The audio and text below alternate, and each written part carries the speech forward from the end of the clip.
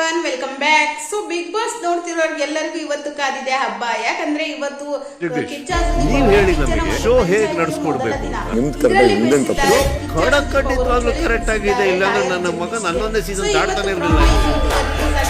Camera ಮುಂದೆ big boss challenge ಮಾಡಿದ್ರಲ್ಲ, ಅದು ತಪ್ಪೇ ಅಲ್ಲ sir. It was a joke.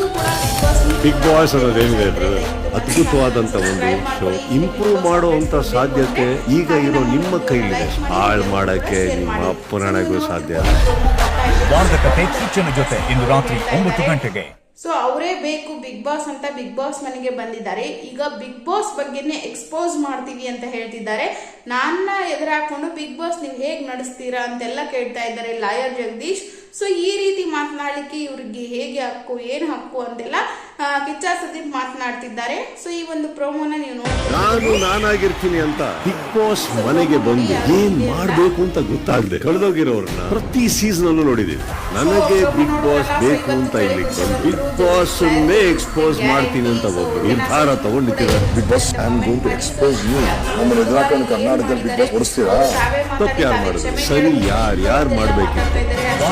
ಕಿಚ್ಚನ ಜೊತೆ ಇಂದು ರಾತ್ರಿ 9 ಗಂಟೆಗೆ. ಲಾಯರ್ ಜಗದೀಶ್ ಅದಕ್ಕೂ ಕೂಡ ಕಿಚ್ಚ ಸುದೀಪ್ ಬೆಂಡೆತ್ತಾರೆ, ಅದಕ್ಕೂ ಕೂಡ ಅವ್ರಿಗೆ ಬೈತಾರೆ ಅಂತ ಹೇಳಲಾಗ್ತಿದೆ. ಇನ್ನು ಕಾದ್ ನೋಡ್ಬೇಕಾಗಿದೆ ಕಿಚ್ಚನ ಪಂಚಾಯಿತಿಯಲ್ಲಿ ಇವತ್ತು ಎಷ್ಟು ಜನ ರೊಚ್ಚಿಗೆದ್ದೇಳ್ತಾರೆ, ಎಷ್ಟು ಜನರಿಗೆ ಬೆಂಡೆತ್ತಾರೆ ಅಂತ.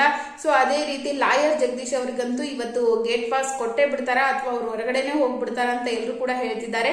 ಅದೇ ರೀತಿ ಇವತ್ತು ಎಲಿಮಿನೇಷನ್ ಕೂಡ ಇದೆ. ಸೊ ಎಲಿಮಿನೇಷನ್ ನಲ್ಲೂ ಕೂಡ ಲಾಯರ್ ಜಗದೀಶ್ ಅವರ ಹೆಸರು ಕೂಡ ಮುನ್ನೆಲೆಗಿದೆ. ಎಲ್ಲ ಅಭಿಮಾನಿಗಳಾಗಿರಬಹುದು, ಬಿಗ್ ಬಾಸ್ ನೋಡ್ತಿರೋರು, ಹಾಗೆ ಒಳಗಡೆ ಇರುವ ಸ್ಪರ್ಧಿಗಳು ಆಗಿರಬಹುದು, ಲಾಯರ್ ಜಗದೀಶ್ ಅವರನ್ನೇ ಹೊರಗಡೆ ಕಳಿಸಿ ಅಂತ ಹೇಳ್ತಿದ್ದಾರೆ.